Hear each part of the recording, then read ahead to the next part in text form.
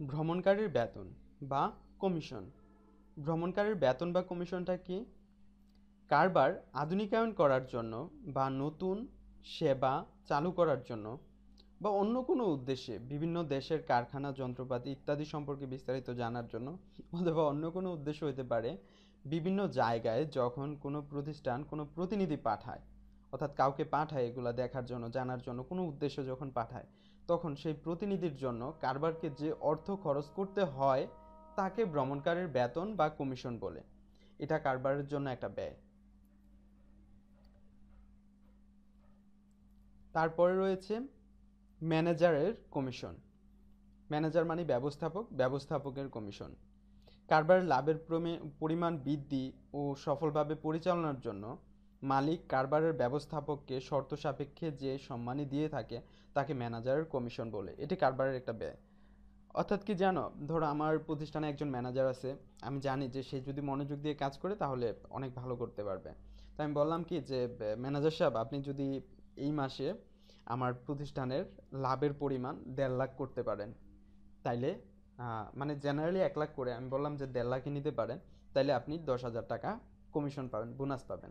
তো এটাই হচ্ছে কমিশন। তো কমিশন আরও অনেক কারণেই দেওয়া হতে পারে, যে আপনি যদি এই ডিলটা পাকা করতে পারেন তাহলে আপনাকে এত টাকা বোনাস দেবো, এত টাকা কমিশন দেবো। তো এইভাবে কোনো শর্ত সাপেক্ষে যদি কাউকে মানে ম্যানেজারকে বা অন্য কোনো কাউকে দিলেও সেটা হিসাব রক্ষকের কমিশন হতে পারে, বিক্রয় কর্মীর কমিশন হতে পারে, আরও অনেক কিছুর কমিশনই হতে পারে। তো ম্যানেজারের কমিশন বলতে এটাই বোঝায়, কোনো কারণে যদি আমি ম্যানেজারকে কমিশন দিই, এটাই হচ্ছে ম্যানেজারের কমিশন। এটা প্রতিষ্ঠানের জন্য একটা ব্যয়। তারপর রয়েছে আইন খরচ। আইন খরচ কি? থানা, মামলা, আদালত, উকিল ইত্যাদির জন্য যে খরচ হয় এটাই হচ্ছে আইন খরচ। আইন সংক্রান্ত অনেক কাজের জন্য প্রতিষ্ঠানকে যাইতে হয়, ট্রেড লাইসেন্স, তারপরে তোমার ধরো প্রতিষ্ঠানের অনেক কিছুই হয়, অনেক মামলা হয়, প্রোডাক্টগত যদি কোনো রেট পড়ে ইত্যাদি অনেক কিছু কারণেই প্রতিষ্ঠানকে আইনের দ্বারস্থ হতে হয়। তো এইসব কারণে যখন প্রতিষ্ঠান নানা রকম টাকা খরচ করতে হয় উকিলের জন্য, আদালতের জন্য, মামলার জন্য, থানার জন্য, দলিল দস্তাবেজ কাগজপত্রের জন্য, এগুলো হচ্ছে আইন খরচ। তো আইন খরচ একটা প্রতিষ্ঠানের জন্য খরচ বা ব্যয়। এবার রয়েছে আপ্যায়ন খরচ। এটা খুব মজার একটা জিনিস, খাওয়া দাওয়ার জিনিস। আপ্যায়ন খরচটা কি? যখন ধরো তুমি তোমার প্রতিষ্ঠানে অন্য কোনো পার্টি আসলে, অর্থাৎ তোমার প্রতিষ্ঠানে যারা কাস্টমার এরকম কোনো পার্টি আসলে, অথবা তোমার প্রতিষ্ঠান নিজেদের কর্মীদেরকে নিয়ে তুমি যদি কোনো একটা ইয়ে করো, সভা করো, বা তাদেরকে নিয়ে বসো, বা কর্মীদেরকে বা ক্রেতাদেরকে নিয়ে বসো, তো তাদেরকে বা তারা যদি আসে তাদেরকে তুমি যে চা পানি খাওয়াবা, সিগারেট খাওয়াবা, বা অনেক কিছুই হইতে পারে, ঠান্ডা খাওয়া বা কফি খাওয়া, বা এই খরচগুলোকে বলা হয় আপ্যায়ন খরচ। তো এখানে লিখে দিয়েছি আপ্যায়ন খরচ মানে কি? চা, নাস্তা, ঠান্ডা, কফি ইত্যাদি পরিবেশনের জন্য যে খরচগুলো হয় এগুলোই হচ্ছে আপ্যায়ন খরচ। দেখো এরা কি খাইতেছে, এরা মনে হয় এনে আপেল আছে, মালটা আছে, এটা কি জানি দেখতে পাচ্ছি না।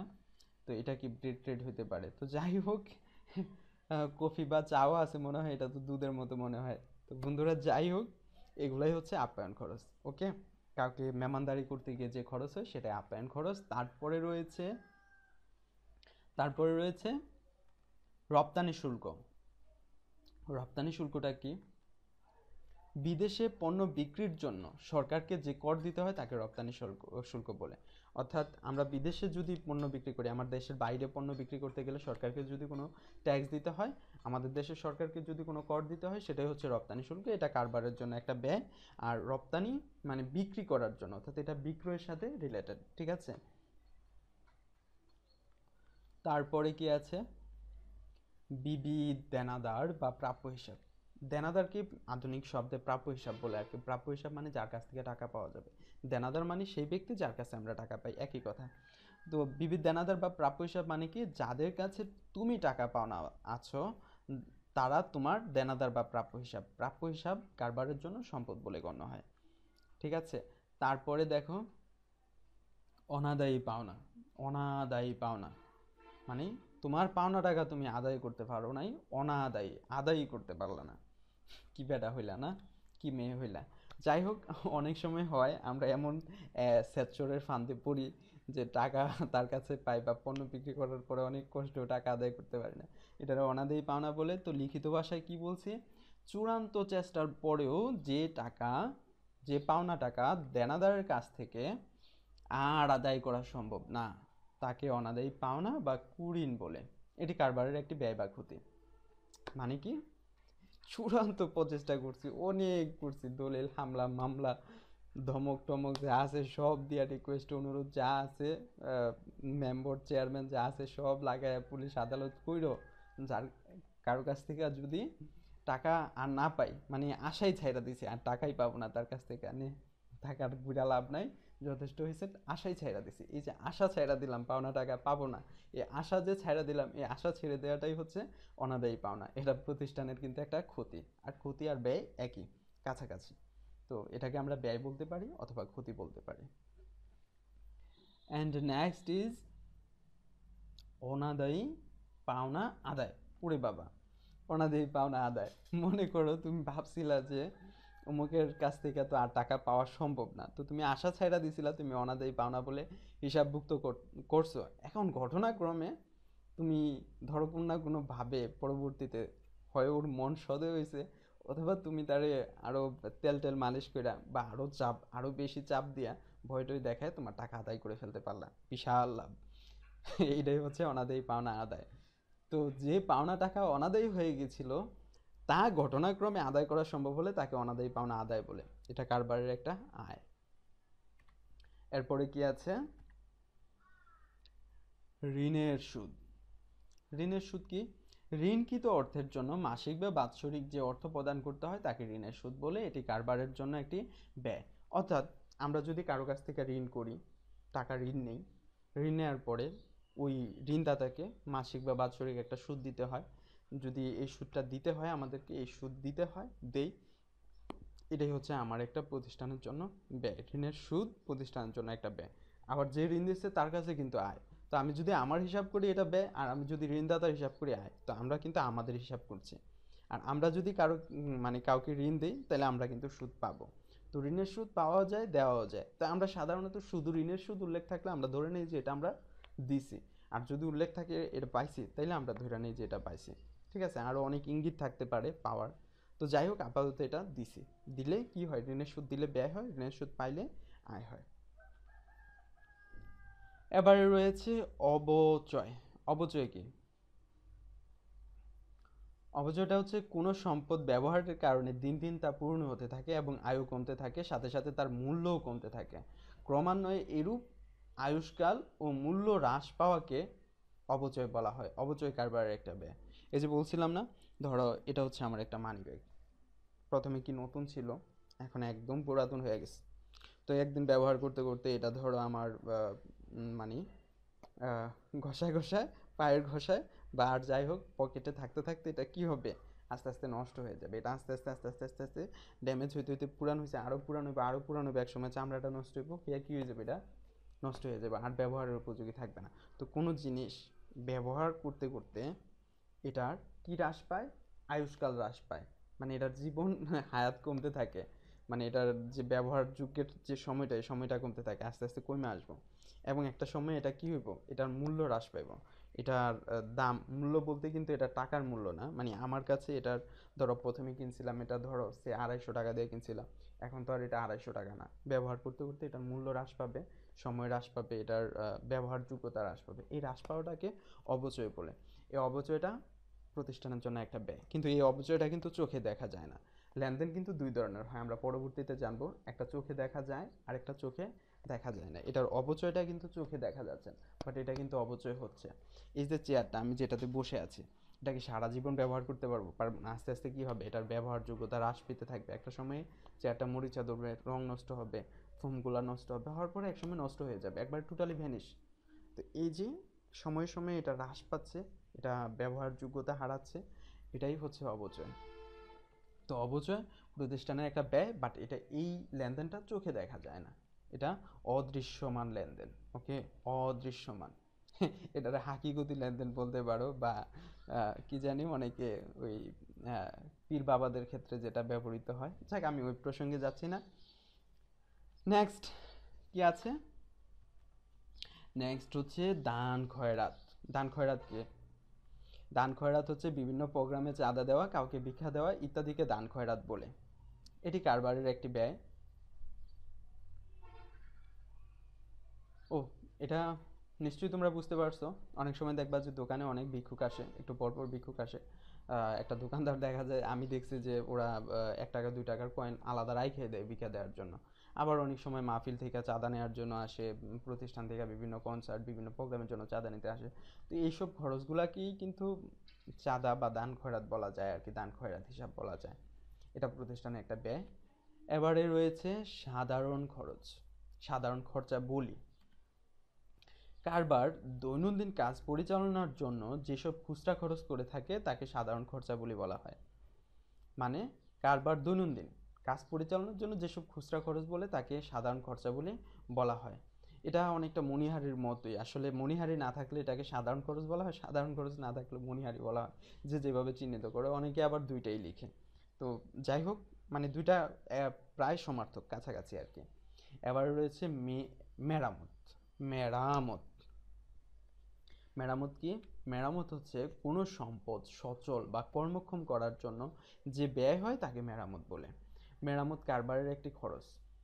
আমি জানি না তুমি দেখতে পাচ্ছ কি না। মনে করো এটা আমার এই মোবাইলটা আমার সম্পদ।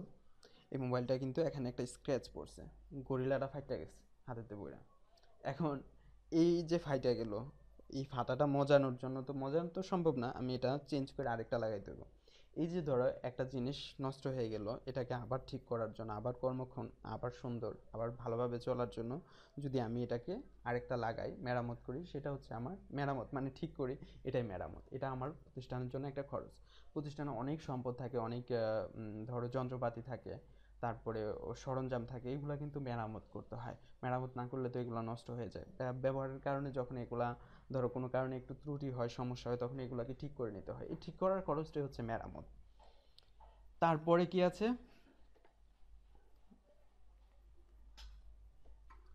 শুল্ক। ওই তো একটু আগে পড়ে আসছি না, আমদানি শুল্ক, রপ্তানি শুল্ক। মনে হয় রপ্তানি শুল্কটা পড়ে আসছে। তো শুল্ক দুই ধরনের, একটা হচ্ছে রপ্তানি শুল্ক আর একটা হচ্ছে আমদানি শুল্ক। শুল্ক কি? সরকার বিভিন্ন পণ্য ও সেবার উপর যে সব ফি ধার্য করে, যা কারবার বা ব্যক্তিকে দিতে হয়, দিতে বাধ্য থাকে। মানে কারবার বা ব্যক্তি, সরকার যে শুল্ক ধার্য করে এটা কিন্তু আমরা দিতে বাধ্য থাকি। তো এই বাধ্য থাকা যে টাকাটা সরকারকে যেটা দিতে হয় শুল্ক বাবদ, এটাই হচ্ছে শুল্ক। তো আমরা জানি আমদানি শুল্ক রপ্তানি শুল্ক, এগুলো আমরা এখন জানবো। আমদানি ও রপ্তানি শুল্ক। আমদানি মানে বিদেশ থেকে পণ্য বা সেবা ক্রয় করে দেশে আনার জন্য কাস্টমসে যে ফি দিতে হয় তাকে আমদানি শুল্ক বলে। অর্থাৎ বিদেশ থেকে পণ্যটা আনার সময় এয়ারপোর্টে অথবা বন্দরে যে শুল্ক দিতে হয় এটা আমদানি শুল্ক। রপ্তানি শুল্ক তার বিপরীত, আমরা একটু আগেই পড়ছি, বিদেশে পণ্য বিক্রি করতে গিয়ে যে শুল্ক দিতে হয় সেটাই হচ্ছে রপ্তানি শুল্ক।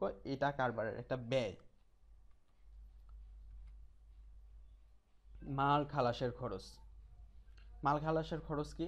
যখন জাহাজে মাল আসে বা বিমানেও মাল আসতে পারে, মাল বা ট্রাকেও আসতে পারে, তো এইসব জাহাজ থেকে বা পরিবহন থেকে মাল গ্রহণ করার জন্য যে খরচ হয় তাকে মাল খালাসের খরচ বলে। অর্থাৎ মালটা আহ, আমার কাছে আসছে, কারো কাছ থেকে আমি কিনছি বা কেউ আমার কাছে মাল পাঠাইছে, এখন মালটা আমি জাহাজ থেকে বা পরিবহন থেকে যদি আমি মালটা উঠাই, আমার প্রতিষ্ঠানে আনতে যে খরচটা হয়, বা জাস্ট ওই ড্রাইভার থেকে মালটা উদ্ধার করার জন্য বা বন্দর থেকে মালটা বের করার জন্য যে খরচটা হয়, এটা হচ্ছে মাল খালাসের খরচ। তারপরে হচ্ছে ডক খরচ। ডক খরচটাই ওই রকম জাহাজের সাথে রিলেটেড। নৌবন্দরে বা ফেরিঘাটে মাল প্রেরণ বা সংগ্রহের জন্য এক ধরনের খরচকে ডক খরচ বলা হয়। এটি কারবারের একটা ব্যয়। এবারে রয়েছে মজুরি। মজুরি। মজুরি কি? নির্দিষ্ট সময় অথবা নির্দিষ্ট কাজ সম্পাদনের জন্য নির্দিষ্ট পরিমাণ পারিশ্রমিক দেওয়া হলে তাকে মজুরি বলে। বেতনের সাথে আর মূল পার্থক্য কোথায়? বেতন কাজ হোক না হোক তা প্রতি মাসে মাসে দিতে হয়। আর মজুরির উদাহরণ হলো 1 ঘন্টা কাজের জন্য বেতন 10 টাকা, অথবা একটি শার্ট আয়রন করার জন্য 4 টাকা।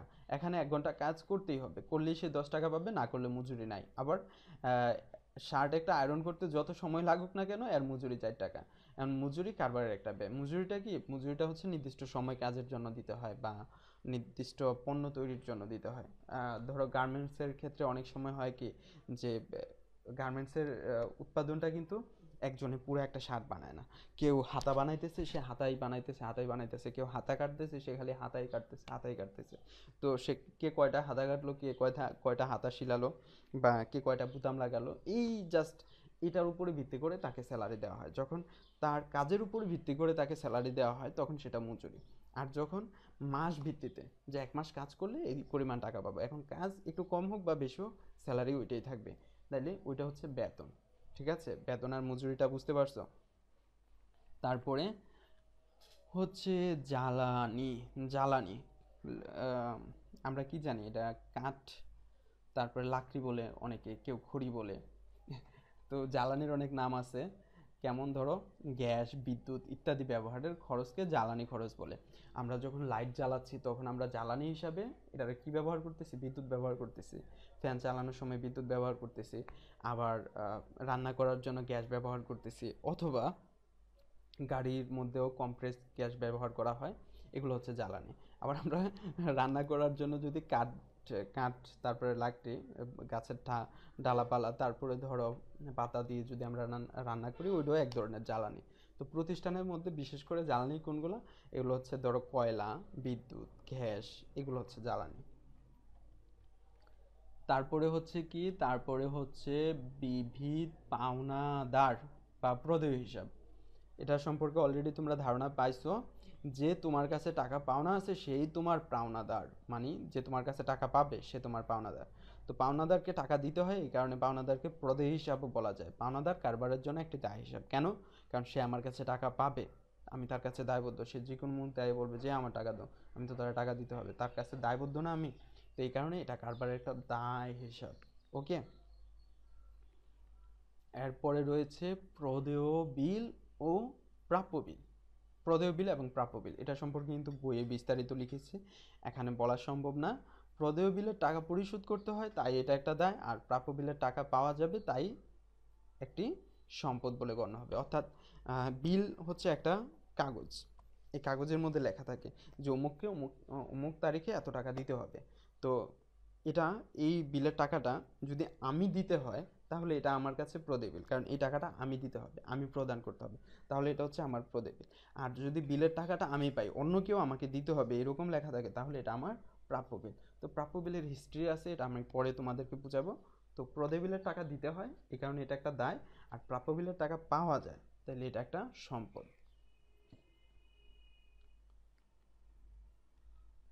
এরপরে হচ্ছে বন্ধকি ঋণ। বন্ধকি ঋণ কি? কোনো কিছু জামানত দিয়ে রাখলে, হ্যাঁ, কোনো কিছু জামানত জমা রেখে ঋণ গ্রহণ করলে তাকে বন্ধকি ঋণ বলে। অর্থাৎ ধরো আমি তোমার কাছ থেকে টাকা আনতে গেছি, এখন ধরো আমি মোবাইলটা তোমার কাছে জমা দিয়ে 10,000 টাকা ধার আনছি, এটাই হচ্ছে আমার কোনো কিছু জমা দিয়া ধার আনাটাই হচ্ছে বন্ধকি ঋণ। তো এটা তুমিও বন্ধক দিয়ে নিতে পারো, আমিও বন্ধক দিয়ে নিতে পারি, এটা যেভাবেই নিই এটা কিন্তু প্রতিষ্ঠানের জন্য একটা দায়, এটা একটা দায়বদ্ধ দায়। তারপরে আস্তাবল খরচ, এটা একটা নতুন খরচ, নতুন না, অনেক পুরাতন খরচ। অনেক সময় স্যারেরা এটা কি করে, অঙ্কে ঢুকাই দেয় স্টুডেন্টদের মাথাটা নষ্ট করার জন্য। অবশ্য আমি কখনো স্যার হলে এসব খরচ দিব না, কারণ আস্তাবল খরচ এখন আর নাই। তারপরেও অনেক স্যার দিয়ে দেয়, কিছু করার নাই। স্যারদের ইয়েটা তো দেখাতে হবে, ক্ষমতাটা দেখাতে হবে না, এই কারণে। তো যাক, আমার কথায় কোনো স্যার যেন মনে কষ্ট না পায়, কারণ আস্তাবল খরচ অনেক আগের একটা জিনিস, এটা অনেক আগেই নিঃশেষ হয়ে গেছে, এখন আর ইতান হয় না। তো আস্তাবল মানে অশ্বশালা, এটি এমন একটি স্থান যেখানে ঘোড়া, হাতি, উট রাখা হয়। তাহলে আস্তাবল খরচটা মানে কি, অশ্বশালার জন্য যেসব খরচ হয় এগুলো হচ্ছে আস্তাবল খরচ। ওকে। তো আগের দিনের প্রতিষ্ঠানগুলো তো অনেক পুরাতন প্রতিষ্ঠানগুলোতে ঘোড়া টোড়া থাকতো, এখন কি কোনো প্রতিষ্ঠানে ঘোড়া আছে কও? তাহলে আস্তাবল খরচ আইব করতেন, কোথা থেকে আসবে আস্তাবল খরচ? তো আস্তাবল খরচ মানে ঘোড়াশালার যে খরচটা, এটাই হচ্ছে আস্তাবল খরচ। তারপরে দেখো ক্রয় খতিয়ানের জের। ক্রয় খতিয়ানের জের মানে কি? মানে হচ্ছে ক্রয় খতিয়ানে যাবতীয় ধারে ক্রয় লিপিবদ্ধ হয়। যাবতীয় ধারে ক্রয়, অর্থাৎ বাকিয়া, বকেয়া, বাইক্যা যত ক্রয় করছি সব ক্রয় খতিয়ানে লিপিবদ্ধ হয়। আর ধারে ক্রয় করলে কিসের সৃষ্টি হয়? পাওনাদারের সৃষ্টি হয়। আর তাই ক্রয় খতিয়ানের জের বলতে কি বোঝায়? ক্রয় খতিয়ানের জের বলতে বোঝায় পাওনাদারের পরিমাণকে। ফ্রেন্ডস, আজান দিচ্ছে, আমি একটু বিরতি নিচ্ছি, হ্যাঁ।